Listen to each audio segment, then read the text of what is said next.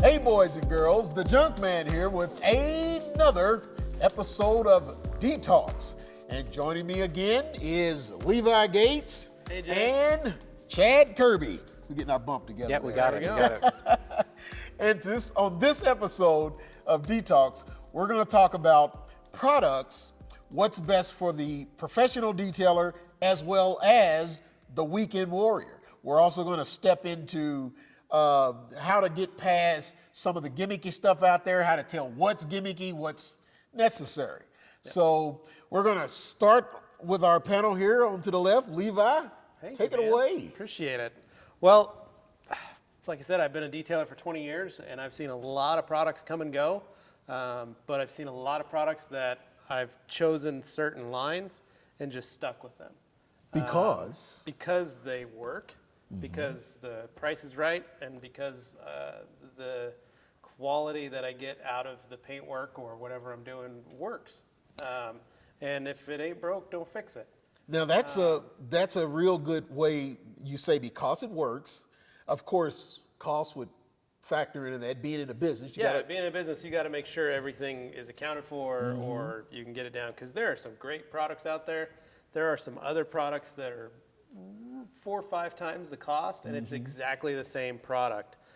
There are private label brands, and there are a number of distributors in every state, and there are a number of different companies that will sell your product. So you might buy a product online that is a private labeled product, but it's 4 times what the guy in the truck around the corner that sells detailing products is actually carrying and selling.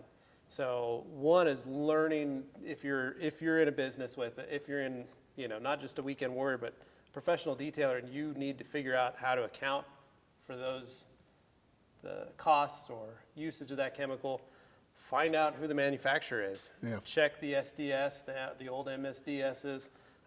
They tell you who the name of the manufacturer is. There might be 150 other distributors in the U.S. of that same exact product that you can buy for $20 a gallon instead of $60 a gallon.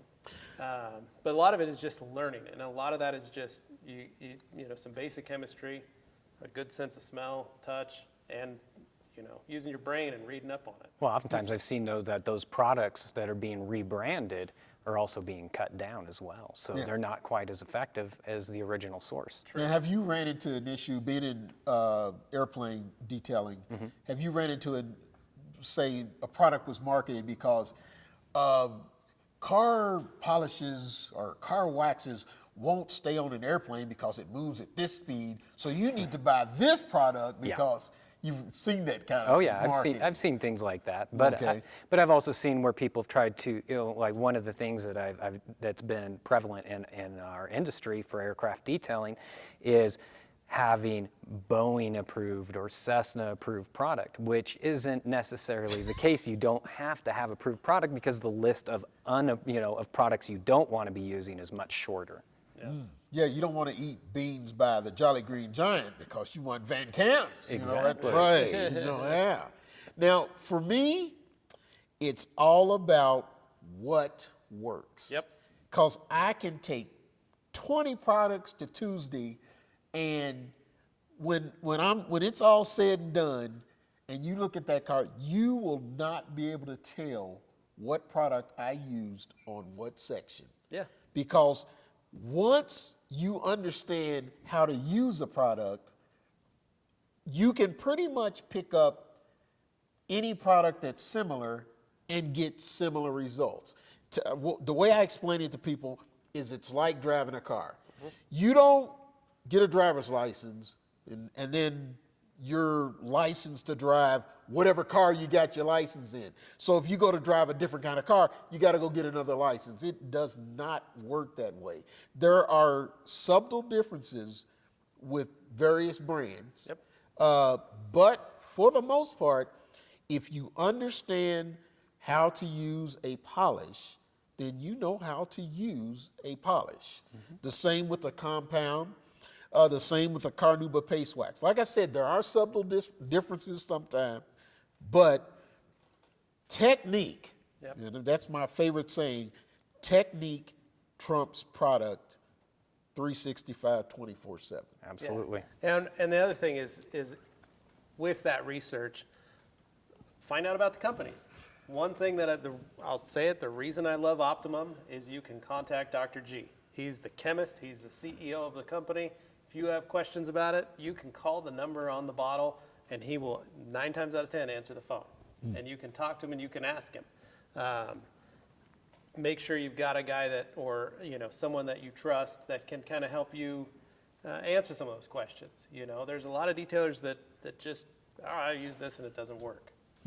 It may not work right because you're not using it the right way. A lot of times, especially when you're reading this stuff on the internet. Yeah, there's a lot of. When I first found forums and started reading some of the stuff that people were writing, a lot of good stuff gets bad-mouthed because people don't know how to use it. They don't take the time to read, understand how it works, and so they badmouth a lot of good products. Well, I've seen even in the forums where somebody will badmouth a product that's rebranded under another product, and that's just hilarious because it's like, wait a minute. And you'll get guys fighting about the same product that don't realize that they're fighting about the same exact same product. It's just got 2 different names. And again, it goes back to the technique. You know? Tell me this: the best, or not the best, the worst gimmick product you've ever seen detailing related. Oh goodness, there's so many to choose from. One of my favorites, 100% pure carnauba. Oh, yes. I'm like, really, 100% pure carnauba? So does that mean that you are going to be waxing your car with a brick? Yeah. Because it's harder than cement. For those who don't understand that, carnauba has to be broken down with something in order for it to be pliable. If it's 100% carnauba, it's going to be solid, hard rock. You ain't going to wax anything with that. So when you're paying for a carnauba wax, what you are paying for is the amount of content of carnauba in that product. It may be 15%, it may be 35%, it may be 55%. It may be white refined carnauba, it may be yellow carnauba. There's all kinds. We saw, I was down in an exotics dealership in Southern California back in May, and one of the things we saw that was, it was the brand of the car that was being distributed there, they had their special wax there, and I'm just like, why does this cost $700 for this canister?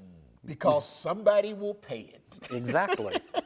That's what I'm thinking. Well, because somebody who's going to drop $200,000 plus on a car has got the money for $600 wax. Yeah. What about you? Best or worst gimmick? Worst, man, there's so many different ones, but one of my favorite things that I'm big in coatings. I like ceramic coatings a lot. The thing that I can't get past are the guys that demonstrate their coating, then take the lighter.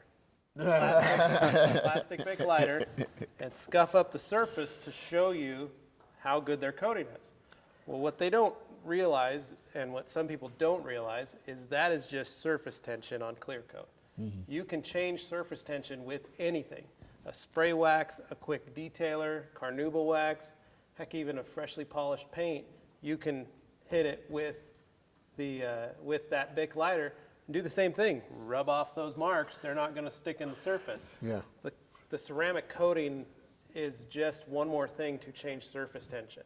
I love ceramic coatings. I think they're amazing, and they have a lot of benefits, but stopping plastic lighters is not one of them. Right, and everybody goes off the hardness scale with these ceramic coatings, which can be a little bit misleading, because ultimately that, like you said, back on the surface tension, that product is only going to be good as the base material it's applied to. Yep. Well, mine is the longevity claims of some of the waxes. Yeah. This wax guaranteed to last for 10 years. Now, they give out that blanket statement, but they don't take into consideration that right now there's a car sitting in South Florida that might be baking in 90-degree sun, and then you're going to say it's going to work the same for that car as it does for one that's sitting in Alaska that's freezing to death.